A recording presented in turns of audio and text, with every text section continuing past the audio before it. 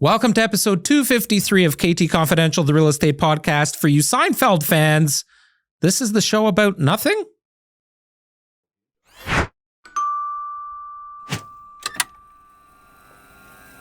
We'll call it the hangry episode. The hangry episode because Adrian hasn't eaten yet. Don't point any fingers. I thought, here's the guy that intermittent fasting. It's all about intermittent fasting. Oh, I'm intermittent fasting today. Oh no. And now it's 12:05 and he's like, I haven't eaten anything. Let's make this quick. Yeah. I'm not. Well, you knew we were doing the podcast today. I'm not intermittent fasting. I just wasn't hungry at breakfast time. All I had was a black coffee. Now I'm hungry. Well, that's my breakfast every day. So deal with it. For half an hour, you're not going to wither away. Might do you some good. No, I feel like I've already lost weight because I haven't drank for 10 days. I've had nothing to drink for 10 days. Alcohol. Can you see him? He's shaking. Because I was on meds. I felt like I had gut issues ever since I got back from Mexico and just never quite got rid of it. And I have tendon issues. So I was on these meds for a week, which I finished on. Sucks getting old, eh? Finished on Thursday night. Robbie, enjoy it while you can. Friday morning.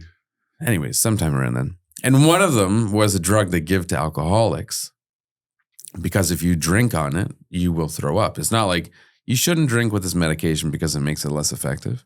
It's don't drink on this medication because you will throw up profusely. So it was easy enough to convince me. You haven't even tried? No, I have no interest. Now I'm in the clear. I'd be putting it to the test. I'd be like, well, let's just see what a shot of Jack Daniels will do. Oh, God. I'm in the clear now. But I'm going to continue for a few days. It wasn't hepatitis or anything that you contracted down there, was it? No. Did you do all that testing? No. Maybe you should. Well, I don't think there was no signs, like no symptoms that would cause alarm for that. So it was just gut issues. Sure. Anyways, I'm all done them now. And now I'm going back for a tetanus shot because I stood on a nail, which actually I think was you didn't stand on a nail. You accidentally stepped on it. Can someone explain to me what the hell the difference is from standing on a nail to stepping on a nail? If you don't know the difference between step and stand, maybe we should get you a dictionary. I for a brief moment was standing on a nail and it was in my foot. But I think it was maybe not a nail or two nails or a large You don't know what it staple. is? Didn't you pull it out of your foot? No, I kept walking. You kept walking with the nail in your foot? No, it was in a board. The board this remained gets on the more ground. confusing by the moment. Anyways, I didn't even look at it. Alicia said, well, why wouldn't you take a picture of it or something? Anyways. Was there a hole in your foot? Yeah. Oh, wow. Two holes. Yeah. Just little, small punctures, but, sore. Punctures aren't fun. Right. Anyways. So I was actually out with clients whose house we recently sold really quick. It's conditionally sold right now, and they're doing some of the conditions, satisfying some of them, hopefully in the next couple of days. But that relates back to our conversation. This particular house, who the owners I was out with, sold in 24 hours. So it was conditional, or is conditional. Maybe by the time I publish this, it's firm, hopefully.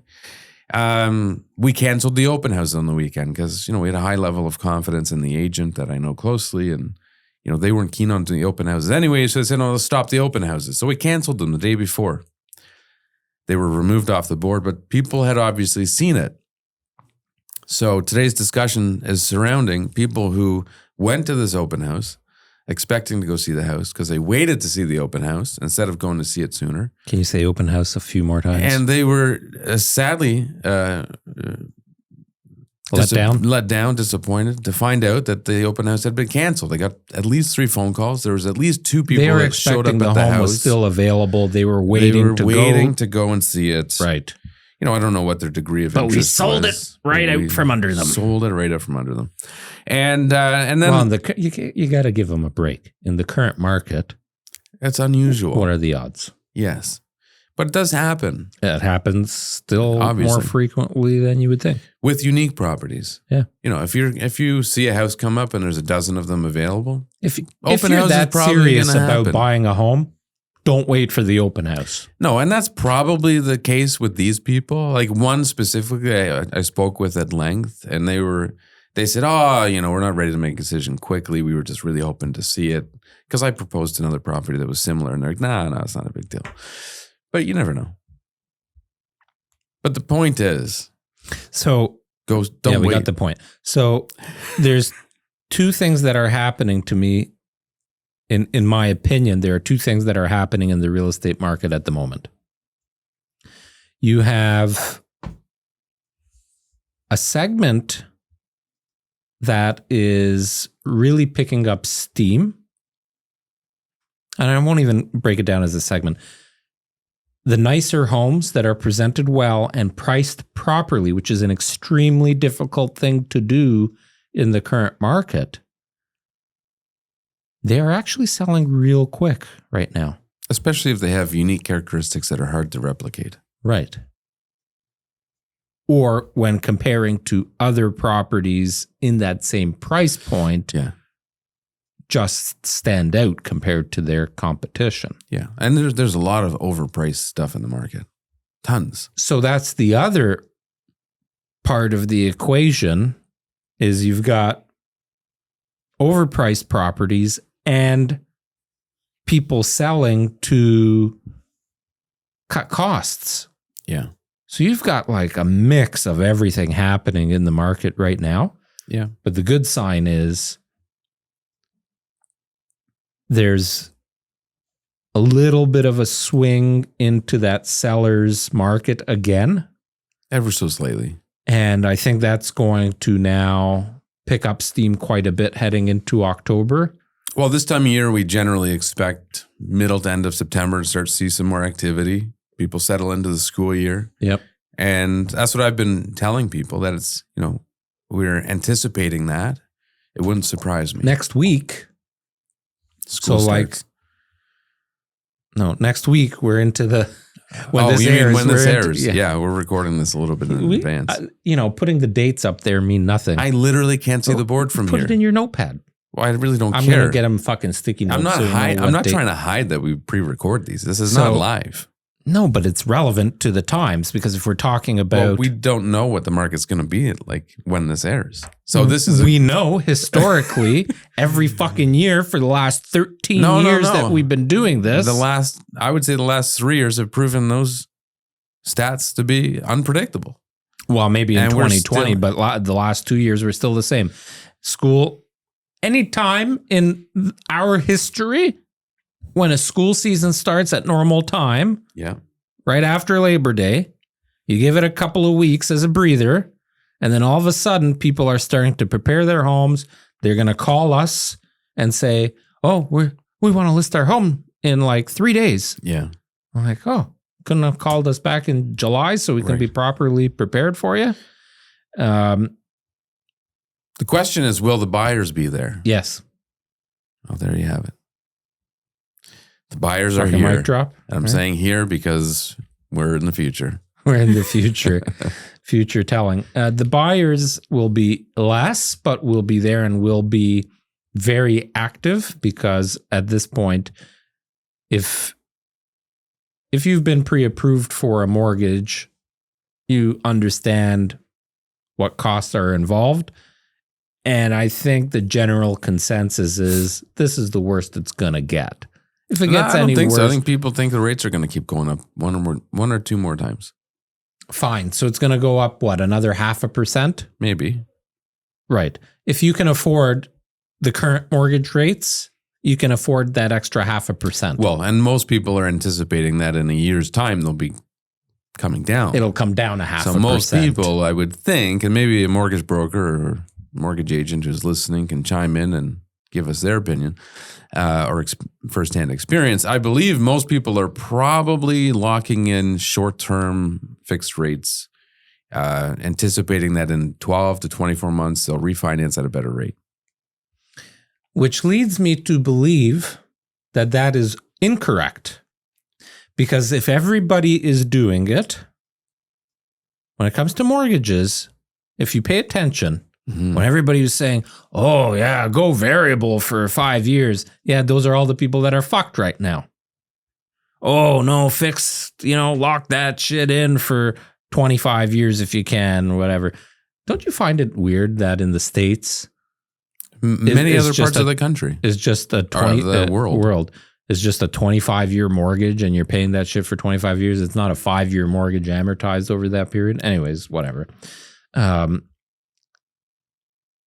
have a funny suspicion that if everybody right now is going for a 2 or 3 year mortgage, whatever it is, whether it's fixed or variable, that something in the economy or through government or through real estate as a whole is going to fuck that up. Or that aligns nicely with, our predictions from the previous podcast, last week's podcast, that in, 12 to 24 months, we'll start to see things improving. And at the same time, many of these new mortgages that have been locking in over the last year for a short period of time will be in a position to say, hey, do we want to move now? Rates are coming down after all. Maybe now is a good time to move. If you were renewing your mortgage right now, what would you do? Oh, are you? It's due in November. Yeah. Okay. Well, you better get working on that because the amount of paperwork you need to submit. Yeah. Have you finished your continuing education for your real estate license? No, I logged in the other day. Oh, that's great. Yeah. I have a month. Realtors have to take these courses every 2 years. They're online. They're not that complicated, but you have to. No. You've done yours? Yeah, mine are all done. I should have put the headphones on, and it's just like click, click, click.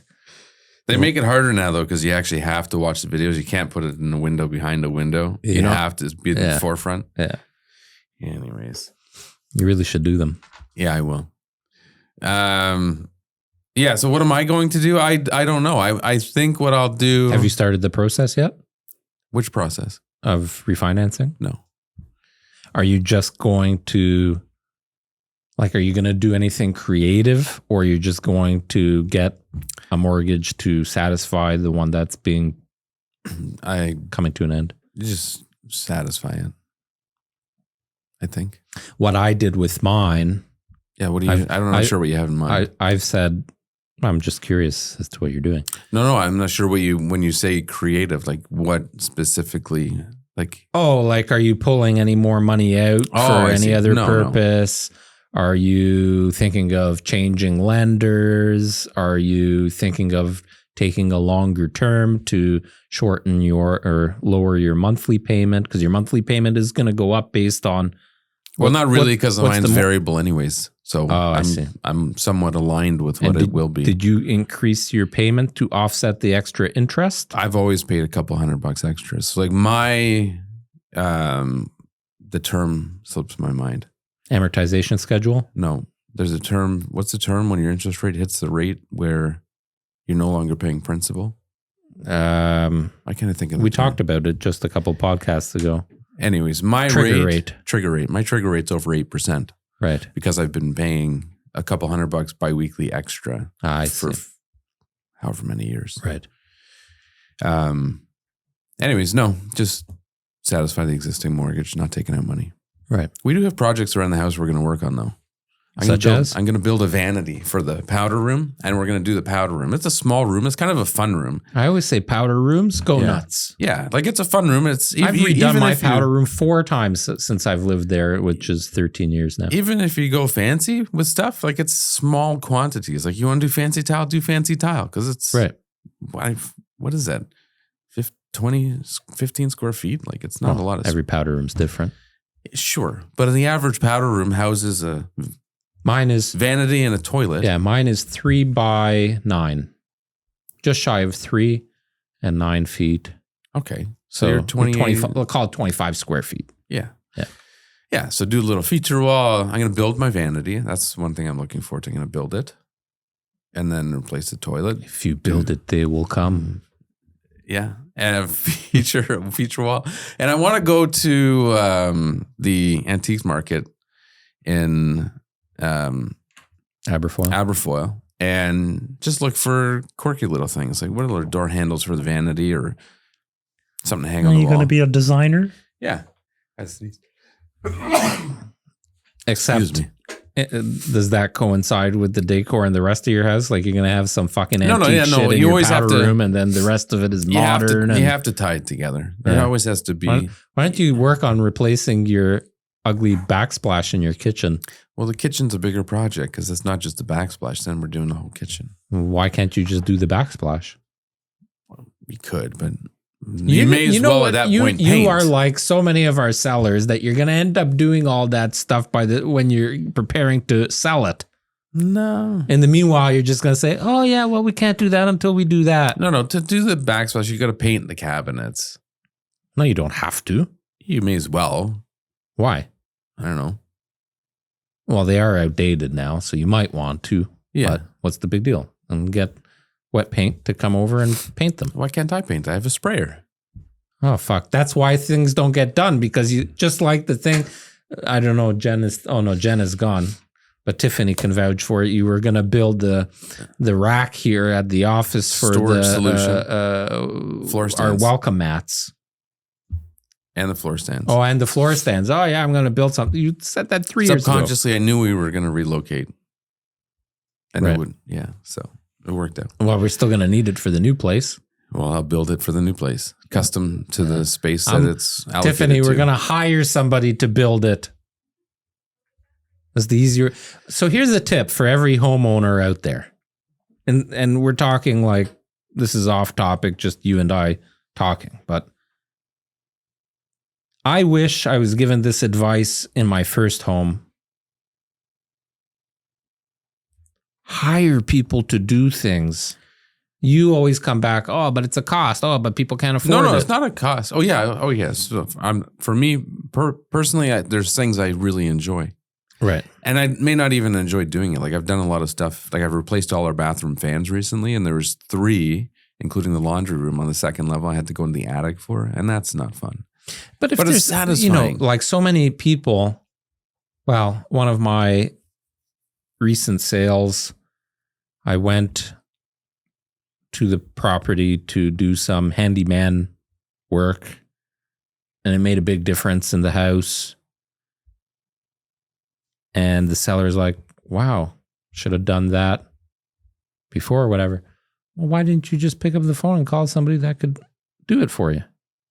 Right? There's so many people that I talk to that they own homes. Oh, yeah, well, we hate this wall. We wish it was that. Well, just hire somebody to come and do it. Don't wait. Well, I would just argue that it's a cost and people don't have it. I knew that was going to be your argument. Well, and that's a fact. Affordability is an issue across. Sure, right now at this moment, but that has been traditionally what happens, and then people end up doing it when they sell the house. Yeah, but I do agree. Don't get to enjoy the change or the improvement. Yeah, I do agree. One, there's a return on investment. Then you're not just throwing money away. If you do it properly, and then you sell your house a few years later, you'll get money back from that investment. But also, I think it's important to really enjoy the space where you live. So it's nice to finish your day at work and go home somewhere that you can just sit down and say, I'm happy. Even I've recently set up some of my purchaser clients to get proper design consultations on furniture placement, even some purchasing assistance. Mm-hmm. So, because after we staged their property, they're like, wow, it's so beautiful. I wish our next home could look like this, or I wish our home looked like this while we were living in it.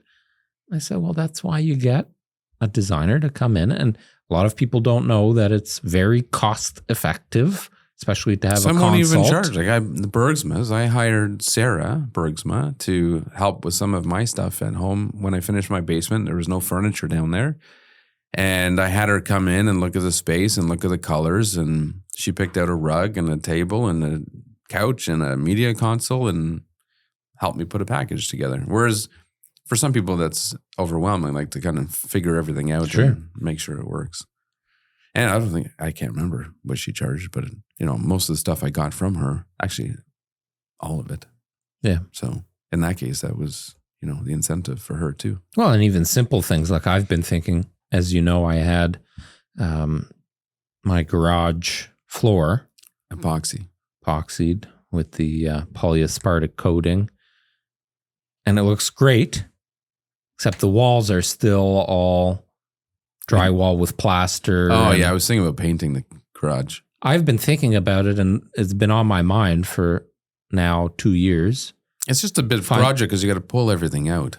That's the thing, but I'm biting the bullet, and I'm just hiring Heidi to go in and paint it and pull whatever away from the walls and deal with the aftermath. But a painted garage versus one that's just way nicer drywall and patches everywhere. Maybe I'll do that too. Maybe I'll send Heidi. No, I'd enjoy that. Actually, one thing your garage is going to be a pain in the ass to paint because you got stuff all over the walls. You got your hanging things. You got your cabinets. I'd have to paint around all of that. One thing I do hate is painting. You should focus on our business that helps you make more money. Well, then why do you think nothing gets done? Because that's my priority. Right, which is why you need to exactly back to my point. No, but thank you. I'm right. End of podcast. No, because on my time off, what time off? Little time off. Spend with your little kids. Well, they can help. I get satisfaction out of it. Okay, fine, whatever. I'm getting better at balancing that. By the way, like when I'm at work, you're just a bad delegator. More productive. No. I enjoy it. There's things I will delegate, but that's one thing that I've taken a very conscious effort towards improving is time spent at work is very productive. Time spent at home is very productive. Right. Yeah. Anyways, that's all I got to say. Don't wait for the open house. Be productive. Yeah. There you go. All right. Well, nice chatting with you. See you next week. Ciao. Well, it wasn't exactly about nothing. We had a great conversation. Hope you enjoyed it. Leave us a comment. Let us know what you thought. And of course, leave us a thumbs up and subscribe.